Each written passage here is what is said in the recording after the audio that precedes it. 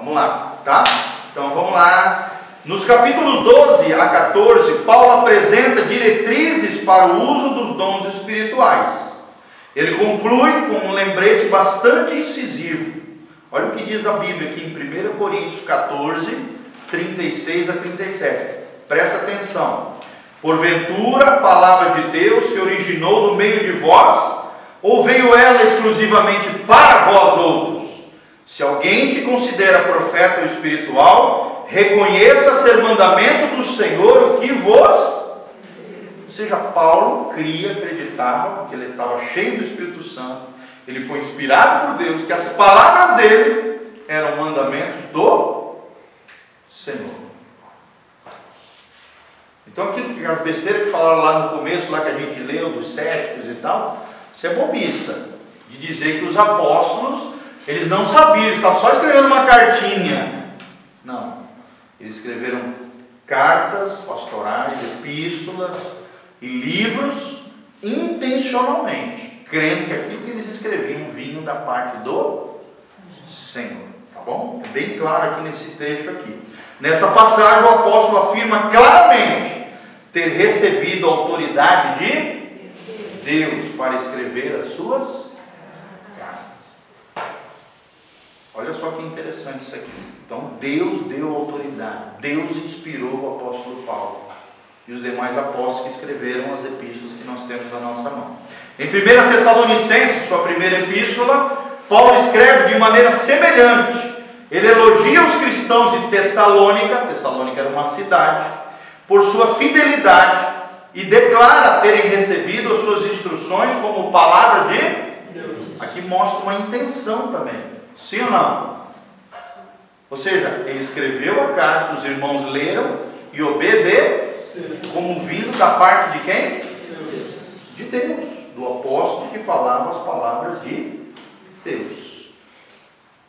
Ou seja, declara terem recebido as suas instruções como palavra de Deus, o que realmente eram, e não palavras de homens. Pouco depois escreveu a segunda epístola aos Tessalonicenses, porque os membros daquela igreja haviam interpretado erroneamente a doutrina da segunda vinda de...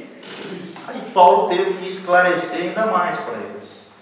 Naquela carta Paulo fala desta maneira: caso alguém não preste atenção, não preste obediência à nossa palavra, dada por epístola, notai-o, ou seja, assinalai-o, nem vos associeis com ele, para que fique em vergonha. Ou seja, Paulo falou, marca bem, aqueles que se rebelarem, aqueles que se levantarem contra as minhas palavras, palavras apostólicas, palavras vindas de Deus, marque esse, para que eles se sintam envergonhados. Tá? Então Paulo era bem duro assim, quando ele exortava essa questão de rebeldia, divisão, facção dentro da igreja. Vocês podem ver, tem uma hora que Paulo fala, ó, eu entreguei isso aqui a Satanás. Se lembra desse episódio? Himeneu e Alexandre naufragaram na fé. Paulo não tinha coisa não, ele era um líder forte, convicto, ele tinha essa convicção apostólica, essa autoridade, essa revelação de que ele era um homem cheio de Deus e tinha essa autoridade, esse respaldo da parte do Senhor, ok? O apóstolo trazia a palavra de Deus às igrejas e esperava que os cristãos crescessem nela e obedecessem a ela como tal. Será que nós temos obedecido a palavra de Deus, gente? Será que nós temos crido no Novo Testamento, como os nossos irmãos da igreja primitiva criam? O segundo capítulo de 1 Coríntios também é uma passagem de grande impacto em defesa de seu ministério. Paulo declara que falou em demonstração de Espírito, do Espírito.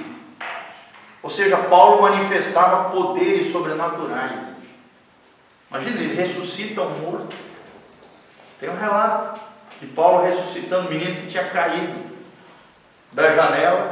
Paulo vai lá, ora por ele e levanta. Demonstração de poder, de graça, de Espírito.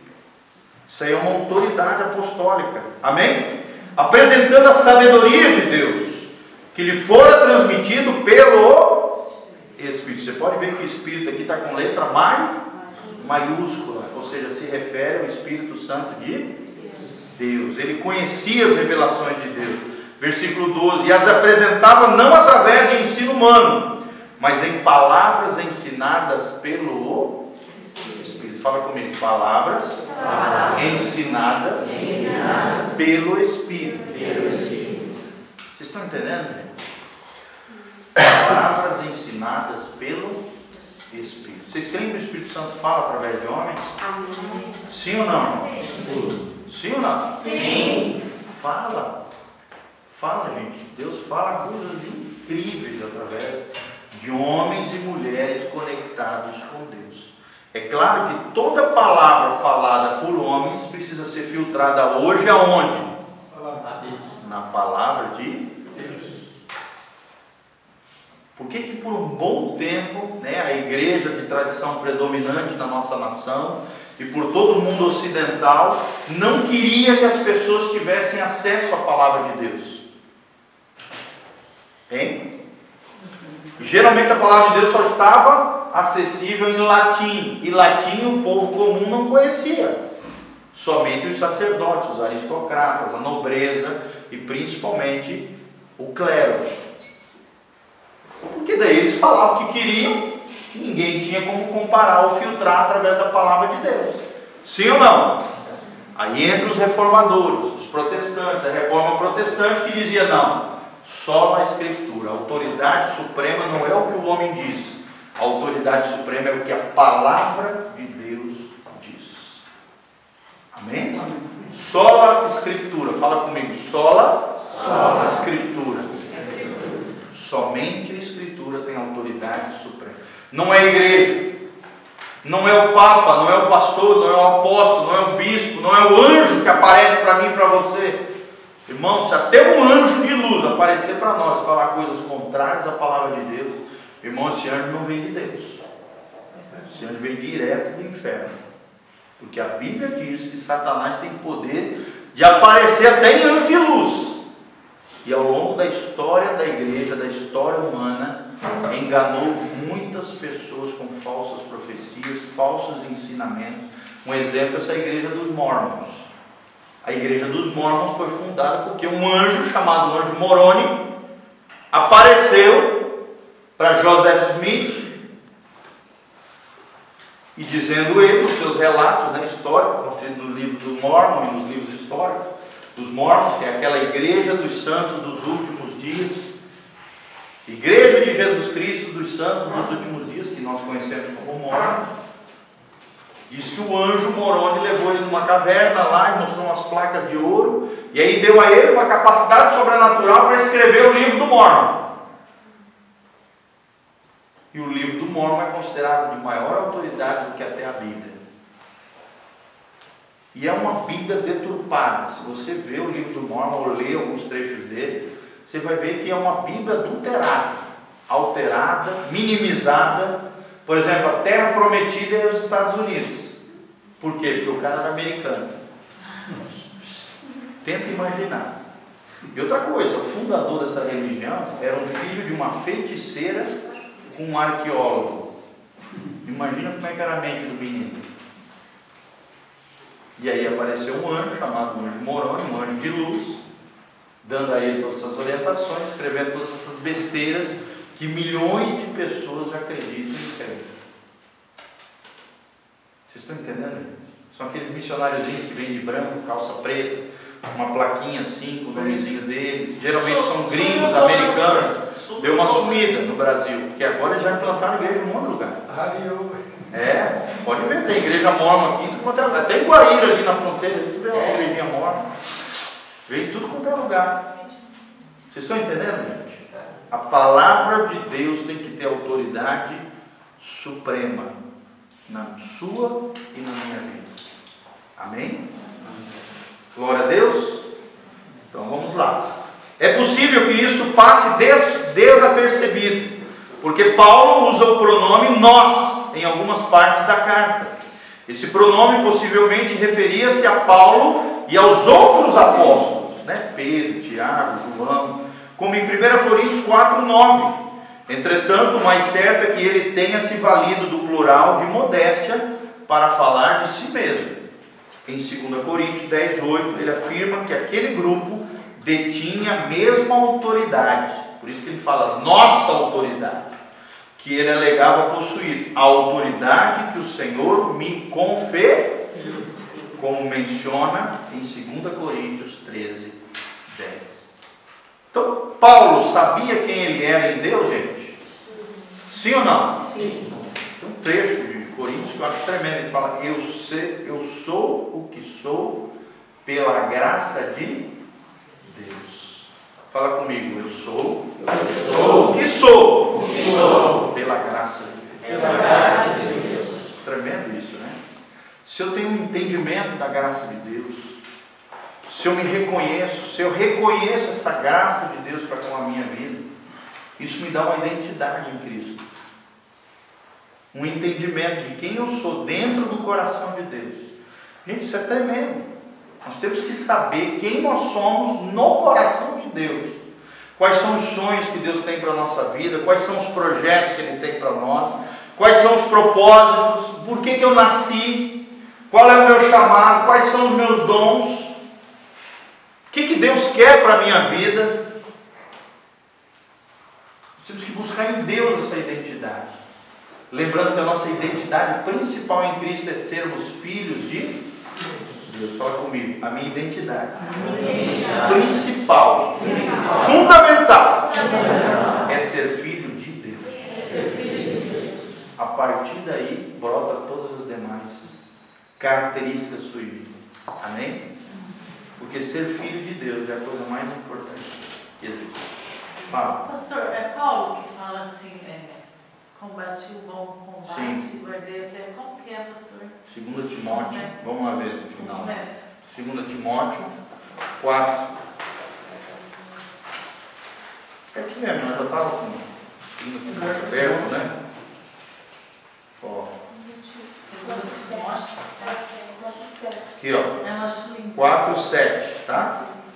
Olha só, isso aqui são as últimas palavras de Paulo, por isso que muitos eruditos, estudiosos, teólogos creem que 2 Timóteo foi a última carta escrita por Paulo em Roma, antes de ser martirizado, provavelmente pelo imperador Nero, no ano aproximadamente 67, 68 depois de Cristo.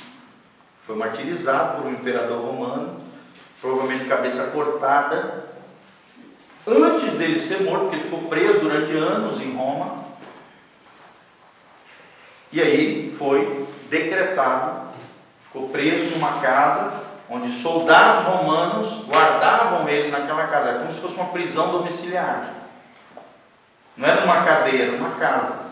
E ele recebia os irmãos, recebia as ofertas, era cuidado, né? Por exemplo, tem um trecho lá de Colossenses que fala, Colossenses 3, se eu não me engano, fala que Epafrodito trouxe uma oferta de Filipos para Paulo e cuidou da doença que Paulo tinha, provavelmente uma febre romana.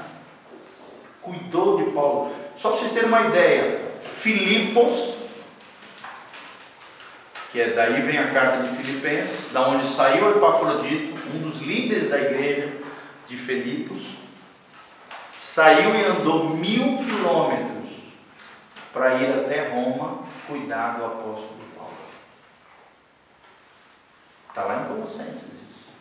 E ele pega a mesma doença que Paulo tinha, provavelmente a febre romana, e quase morreu. É lindo, tem uma palavra escrita sobre esse assunto, uma pregação sobre esse assunto. Uma vez eu preguei essa mensagem, fiquei 8 horas falando só desse trecho da Bíblia, durante 8 horas, num congresso para famílias. Um trechozinho da Bíblia desse tamanho, falei 8 horas sobre a vida e obra de Epafrodito e do exemplo que ele é para nós de alguém, de um irmão que cuidou de outro irmão quando o irmão estava necessitado. Cara, é lindo, é lindo, lindo. É lindo esse trecho de Colossenses. Vocês estão entendendo, amados? É assim que a Bíblia relata as coisas, tá? Então vamos lá. Vamos só ler aqui que a irmã pediu, né? Quanto a mim, Paulo dizendo, estou sendo já oferecido por libação, como se fosse uma oferta, um sacrifício. E o tempo da minha partida é chegado. Olha só, Paulo é tão cheio do Espírito Santo que ele já tinha um testemunho interior, Deus já havia falado para ele que a hora dele estava chegando. Sim ou não? É que você entende isso, subentendido. Está chegando a minha hora. Eu estou sendo oferecido como libação. Libação era um sacrifício que era feito diante do Senhor. Combati o bom combate, completei a carreira, guardei a fé. Já agora a coroa da justiça me está guardada, a qual o Senhor, reto juiz, me dará naquele dia. E não somente a mim, mas também a todos quantos amam a sua vinda. Amém? Você ama a vinda de Jesus? Amém. Você está preso a esse mundo. Você não quer que Jesus volte, você tem um monte de embaraço, um monte de coisa na tua vida. Irmão, nós temos que nos desprender dessa vida, das coisas dessa terra. Nós temos, eu acho lindo, né? Minha esposa sempre fala isso. Eu estou doido que Jesus volte. Essa aqui, ela vive isso, ela fica assistindo alguns videozinhos da volta de Jesus, ela é toda escatológica, assim, sabe? Até assiste umas coisas lá que eu não tenho paciência para assistir, porque ela fica naquele anseio, naquele desejo da volta de Jesus. É interessante isso, amados. Nós temos que amar a vinda de Jesus. Amém? Quem ama a volta de Jesus, quem anseia a volta de Jesus, e olha só, a volta de Jesus pode acontecer de duas maneiras. Quais são as duas maneiras que Jesus pode voltar para você? A morte física. Ai, próprio. Sim. E daí acaba a vida terrena e começa a vida espiritual, exatamente. Você é levado junto ao trono de Deus, ao seio de Abraão, ao paraíso, ao lar celestial, lugar que Deus tem preparado para nós. E o segundo lugar, a vinda de Cristo, pode ser o quê? O arrebatamento da igreja. Amém? Nós temos que estar preparados para a volta de Jesus. Interessante, já agora a coroa da justiça está guardada. Ele tinha essa convicção de que ele tinha guardado a fé, que ele tinha completado a carreira, combatido o bom combate, que já tinha uma coroa guardando por ele no céu. Olha que coisa tremenda, essa convicção de quem ele era em Deus, do que ele tinha feito em nome de Deus. Convicção de que ele era salvo. Por isso que ele escreve Romanos 8. Romanos 8 é um dos capítulos mais lindos da Bíblia. É o capítulo da vida no Espírito. É tremendo, gente. Romanos 8 é extraordinário. Ele diz, né, que todos aqueles que são guiados pelo Espírito Santo de Deus, estes são filhos de Deus. E o Espírito Santo testifica ao nosso espírito de que nós somos de Deus. Eu te pergunto, Paulo tinha dúvida da sua salvação? Sim ou não? Ele que você está lendo aqui. Ele tinha convicção plena de quem ele era no Senhor. Isso é tremendo, gente. Hoje eu ouvi um testemunho de uma morte que a gente pode considerar uma morte linda. A filha desse senhor que me contou. Foi agora, mês passado. Ele acordou de manhã e falou para a mulher dele, falou, olha, hoje eu tinha uma sorveteria, ele falou, hoje eu não vou abrir a sorveteria, eu passei a madrugada toda lendo a Bíblia, e agora você pode preparar o café, eu vou tomar o café, mas eu não vou trabalhar. E voltou para o quarto ler a Bíblia, enquanto ela foi preparar o café. Ela preparou o café, ele tomou o café, voltou para a cama dele, continuou lendo a Bíblia. Aí ele falou para ela, ó, eu estou indo, fez assim. Aí ela falou, o que você tem? Você está passando mal? Quer uma água, alguma coisa? Ele falou, quero uma água. Ela foi, buscou a água, ela chegou para dar água para ele. Parmejando, né? Não estava doente. Tremendo. É tremendo isso, hein? É lindo. Vamos lá então, Pedro aqui, continuar. Pedro também acreditava estar escrevendo sob a inspiração de Deus. Pedro o apóstolo, tá? Em 2 Pedro, na sua última carta, ele enfatiza a credibilidade do Antigo Testamento. Olha só, de novo um apóstolo autenticando, dando veracidade, legitimando o Antigo Testamento e tendo a convicção de que aquilo que ele escrevia também vinha da parte de Deus. o apóstolo afirma também que o dom da inspiração concedido a ele e aos demais apóstolos era idêntico ao dom que os autores do Antigo Testamento receberam. Fala comigo. O dom de Deus, a inspiração do Espírito Santo, que os autores do Novo Testamento receberam, é o mesmo dom, é a mesma inspiração, é o mesmo Espírito Santo de Deus que inspirou os escritores do Antigo Testamento. Amém? Você crê nisso, gente? São mais de 40 escritores diferentes que viveram diferentes épocas, em cerca de 1500 anos, escreveram 66 livros da Bíblia. E aí você vê a Bíblia, a unicidade que ela tem de propósito, né? Ela se complementa, ela não se contradiz, até as aparentes contradições, quando você estuda de maneira hermenêutica correta, biblicamente, você vai perceber, nós vamos estudar, a hermenêutica é uma ciência, a arte de interpretar corretamente a Bíblia. Você vai ver, querido, que as aparentes, né, contradições da Bíblia, na verdade, são complementações. São complementos e não contradições. Amém? Vamos lá então, continuar. Olha o que ele diz aqui. O apóstolo afirma também que o dom de inspiração concedido a ele e aos demais apóstolos eram idêntico ao dom que os autores do Antigo Testamento receberam. 2 pontos. Ele diz aqui em 2 Pedro 3:2, para que vos recordeis das palavras que anteriormente foram ditas pelos santos profetas, bem como do mandamento do Senhor e Salvador, ensinado pelos vossos. Ele tinha essa convicção de que as palavras de Jesus eram verdadeiras, de que os relatos apostólicos tinham veracidade, eram legítimos, eram autênticos, eram verdadeiros, foram inspirados por Deus. Amém?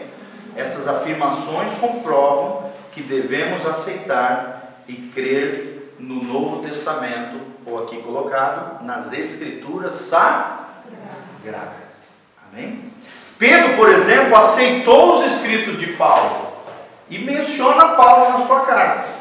Ainda mais diretas são as referências que Pedro faz ao apóstolo Paulo. Olha o que ele diz em 2 Pedro 3, 15 e 16. Ele diz assim: como igualmente ao nosso amado irmão Paulo vos escreveu, segundo a sabedoria que lhe foi dada, ao falar acerca desses assuntos, como de fato costuma fazer em todas as suas epístolas, que eram cartas pastorais, nas quais há certas coisas difíceis de entender, que os ignorantes e instáveis deturpam, como também deturpam as demais escrituras, para a própria destruição deles. Olha que tremendo isso aqui, gente. Ou seja, Pedro está legitimando, autenticando e dando veracidade às palavras de Paulo? Sim ou não, gente? Ele está dizendo. E está mostrando um problema que surgiu através dos escritos de Paulo. Pessoas corrompidas, com coração errado, motivações erradas, já estavam pegando as palavras de Paulo, que era difícil de se interpretar, de se entender, de se conhecer. Sim ou não, gente? Tem trecho de Paulo que é complicado? Sim ou não? Só ler o primeiro capítulo de Efésios, que está todo relatado ali, ó. 48 argumentos do que somos e o que temos em Cristo. Efésios 1 e Efésios 2, está ali, ó. 48 características de um verdadeiro cristão. Achei lindo esse trabalho que uma irmã fez aqui da igreja. Rosa. Né? A Rosa. Achei maravilhoso. Você pode tirar foto, depois quem sabe fazer um quadro. É lindo. 48 características do que somos e o que temos em Cristo. Nossa identidade, a nossa personalidade. Quem nós somos em Cristo. Achei tremendo isso aí. É legal fazer até uma camiseta, um quadro, sei lá. Seria muito legal. Achei genial. Tá bom, amados? Então, Pedro aqui está autenticando, legitimando, dando veracidade às palavras do apóstolo Paulo. Nesse trecho, Pedro confirma que Paulo redigiu as Escrituras, que a semelhança do Antigo Testamento também eram passíveis de ser deturpadas, mas apenas para o prejuízo dos leitores. Fala comigo, se eu deturpar a palavra de Deus, o prejuízo e o juízo é só meu. Você está entendendo, querido? Você pegar a Bíblia e usar de maldade, de malícia, de corrupção, de deturpação, o maior prejudicado vai ser você mesmo. E às vezes a gente faz isso, gente, sim ou não? Às vezes a gente usa a Bíblia para se justificar. Você faz a coisa errada, o irmão vai lá, puxa a tua orelha, aí você fala, ah pastor, mas quem é que não tem pecado, tira a primeira pedra. Você está se justificando. Você não abaixou a crina, né, a cabeça, se humilhou e disse, não, irmão, eu te agradeço porque o irmão falou comigo, eu estou errado, preciso consertar essa área na minha vida. Vocês estão entendendo, gente? E a gente vê muito isso, crente usando a palavra de Deus, um texto fora do contexto para se justificar diante dos homens. Usar a palavra de Deus de maneira indevida. Cuidado, isso é deturpação da palavra de Deus. Nós vemos isso muito no meio eclesiástico, nos meios cristãos, de todas as religiões cristãs. Isso aí é a maldade do homem, é a natureza pecaminosa, que quer se defender, que quer guardar o seu ego, o seu eu, quer se proteger, não quer se expor, quer se defender. O que é a justificativa? É você tentando defender o teu eu. E o teu eu tem que ir para onde na Bíblia? Para a cruz. Tem que morrer. Tem que renunciar. Tem que mortificar o teu eu. Vocês estão entendendo, gente? Isso é uma das coisas tremendas que eu aprendi com meu pai, desde pequenininho. A gente ia se justificar e falava, não justifica. Tá bom, papai, realmente a gente errou. Eu errei nisso, aquilo outro. Fala só o teu pecado. Não te justifica. Me lembro, desde pequenininho ele já foi treinando a gente para isso. Para saber ouvir uma repreensão e assumir a sua culpabilidade. Seu erro, sua falha. Porque o nosso euzinho tem tendência a se armar. Sim ou não? A se armar. A querer se justificar, a querer se defender.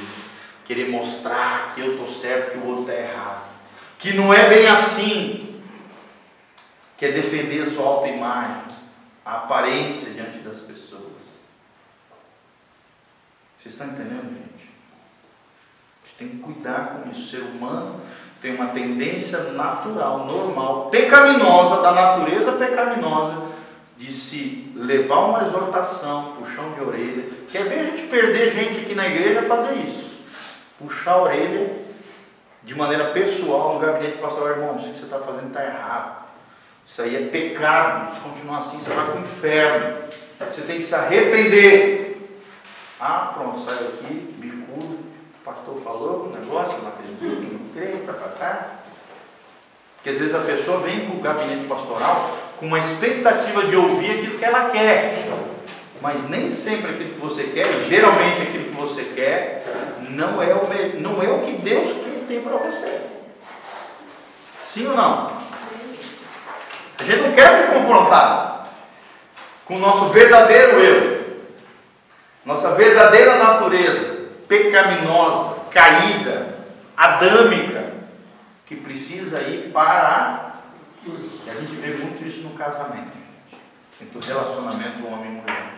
Gente, se tem alguém que me confronta, é a dona Sofia. E ela é um instrumento de Deus para falar a verdade de Deus para mim, vocês não imaginam.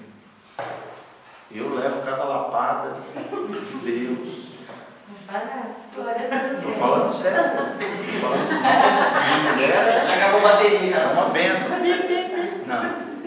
Não, estou falando sério. E você tem que ter humildade de reconhecer. O maior instrumento de Deus para falar com você é o seu cônjuge. Tanto homem quanto mulher. Não estou dizendo só nas mulheres. Aleluia, pastor. Fala que isso. Não. É homem e mulher. Chamado. Como também Deus me usa como instrumento de Deus, como um cinzel de Deus, para lapidar a alminha e o coraçãozinho de Sofia. Vocês estão entendendo?